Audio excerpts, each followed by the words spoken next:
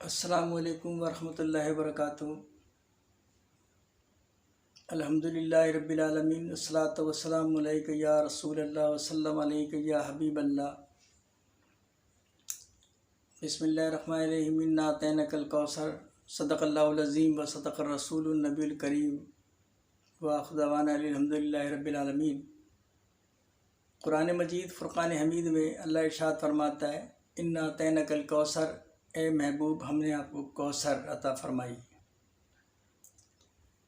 کچھ مفسران کرام نے اس کا ترجمہ ایسے بھی کیا ہے کہ حبیب ہم نے آپ کو خیر کثیر عطا فرمائی۔ یہ سب سے پہلے میں آپ کو جشن میلاد النبی کی مبارکباد دوں گا، پھر ہم آگے بات کرتے ہیں۔ یہ مہینہ بابرکت مہینہ ہے، اور اس میں جتنی بھی عبادت کی جائے وہ کم ہے، اور جتنی خوشی منائی جائے وہ بھی کم ہے،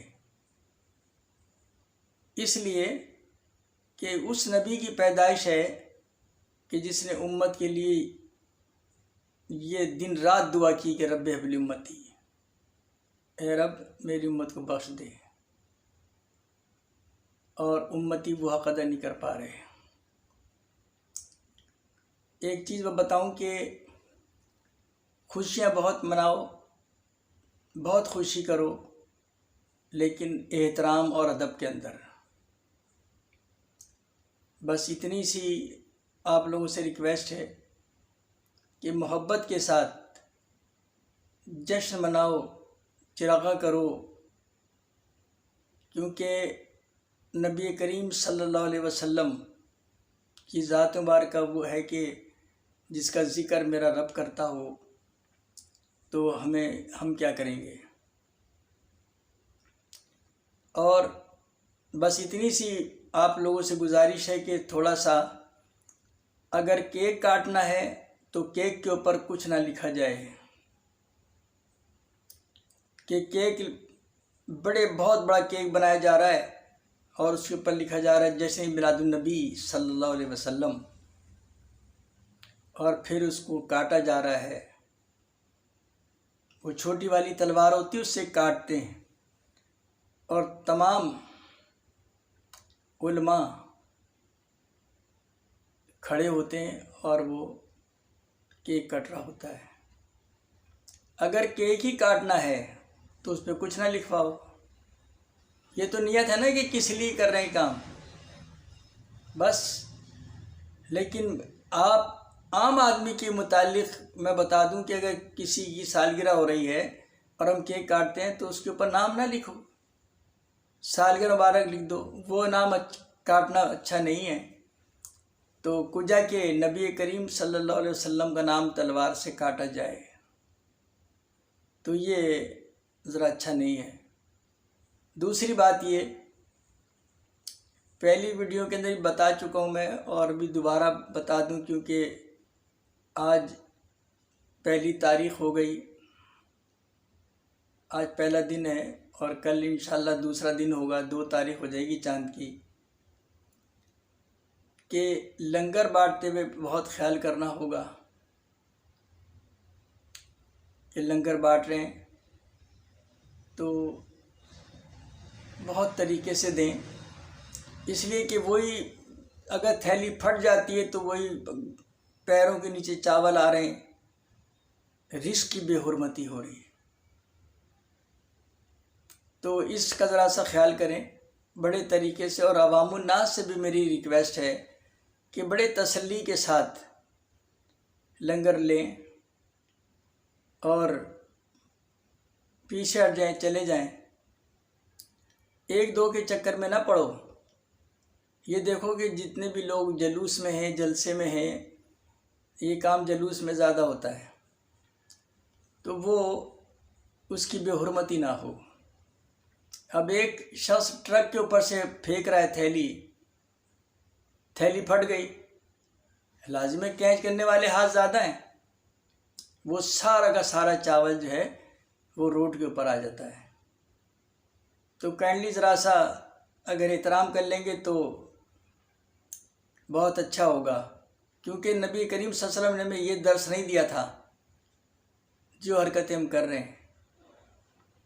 تو آپ لوگ ذرا سا خیال کریں، جگہ جگہ پہ جلسے ہو رہے ہیں، شروع ہو گئے، اور سرکار کی آمد پر خوشیاں منا رہے ہیں، تو آپ لوگ اتنی سی ذرا سی اگر توجہ کر لیں گے تو میں سمجھتا ہوں کہ بہت اچھا ہو جائے گا۔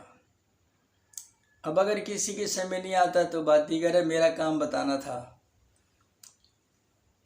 لنگر بانٹو، خوشیاں مناؤ، جلوس میں بالکل شریک ہو، شرکت کرو اس میں، اور درود و سلام کی محفلیں ہوتی ہیں، درود پڑھتے ہوئے جاتے ہیں لوگ، اور جگہ جگہ پہ تقریریں ہوتی ہیں اور شان رسالت بیان ہوتی ہے، تو یہ بڑی بات ہے۔ سبیلیں لگائی جاتی ہیں، پانی کا انتظام کیا جاتا ہے، سب کچھ کیا جاتا ہے۔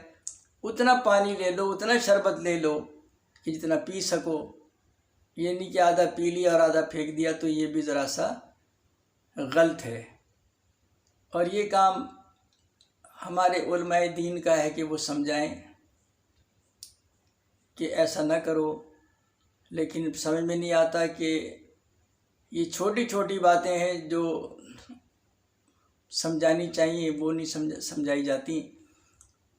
ایک بات ہمیشہ یاد رکھیں کہ نبی کریم صلی اللہ علیہ وسلم کی ذات مبارکہ، اللہ اکبر، کہ جس عظیم شخصیت نے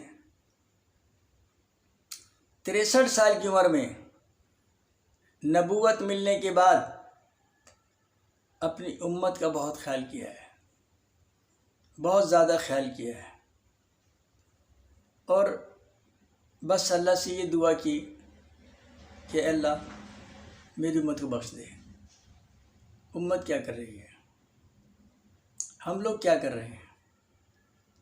سال میں ایک دفعہ جلوس نکل لیا، بس اس کے بعد چھٹی۔ کچھ لوگ تن من دھن مال و دولت سب سے بڑھ کر کام کر رہے ہوتے ہیں، سارا پیسہ لگاتے ہیں، بہت پیسہ لگتا ہے، ٹھیک ہے، یہ ان کی محبت اور عقیدت ہے۔ تو میں آپ لوگوں سے صرف اتنی سی بات کروں گا کہ آقا دو جہاں صلی اللہ علیہ وسلم کا جو مہینہ ہے اس کو شان شان سے منایا جائے، اور احترام کے ساتھ، مقام ادب۔ اللہ جو ہے وہ مقام ادب سے ملا ہے۔ ہم لوگ جو یہ نمازیں پڑھ رہے ہیں، اور نماز کے متعلق بات مجھے اور یاد آ گئی کہ اللہ تعالیٰ فرماتا ہے کہ میں وہ نماز منہ پہ مار دوں گا جس میں ریاکاری ہوگی۔ کہ نماز پڑھنے جا رہے ہیں، 10 دفعہ کہہ رہے ہیں میں نماز پڑھنے جا رہا ہوں، میں نماز پڑھنے جا رہا ہوں۔ بھائی تمہیں نماز پڑھنے جانی ہے، جاؤ، جتا کے نہ جاؤ، اس لیے کہ تم جس کی عبادت کر رہے ہو وہ خالق کائنات ہے، اس کی عبادت کرنے جا رہے ہو، ٹھیک ہے، دل سے کرو، جو بھی کرنا ہے دل سے کرو۔ تو میں اتنی سی بات کہوں گا کہ اتنا شعور لوگوں میں ہے، ایسی بات نہیں ہے۔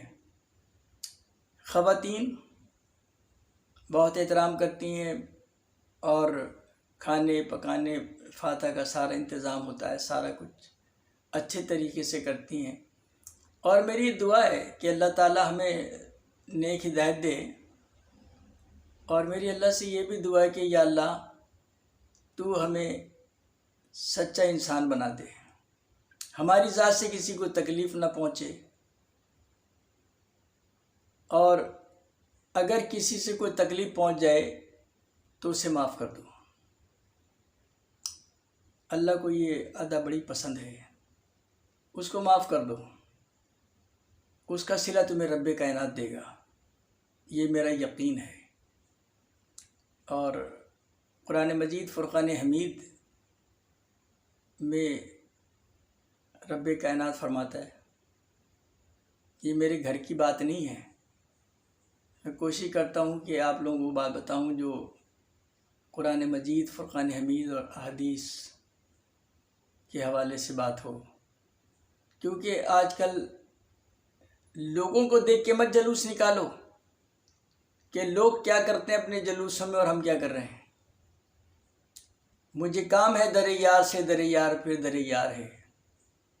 سرکار کی محبت میں درود و سلام کی محفلیں سجاؤ اور اللہ خوش ہوگا، لیکن مقام ادب کے ساتھ۔ اپنا بہت خیال رکھیے گا، دعاؤں کی درخواست ہے، اور اللہ سے دعا بھی کریں کہ اللہ تعالیٰ مجھ سمیت آپ سب کو نیک بنا دے، ہدایت دے دے۔ ہم بہت گناہ گار ہیں۔ امید ہے کہ اللہ تعالیٰ جب ہم اس سے مانگیں گے تو وہ دے گا نا، تو اللہ تعالیٰ ہماری خطاؤں کو درگزر کرے اور ہمارے گناہوں کو معاف فرما دے۔ وما علینا الا البلاغ۔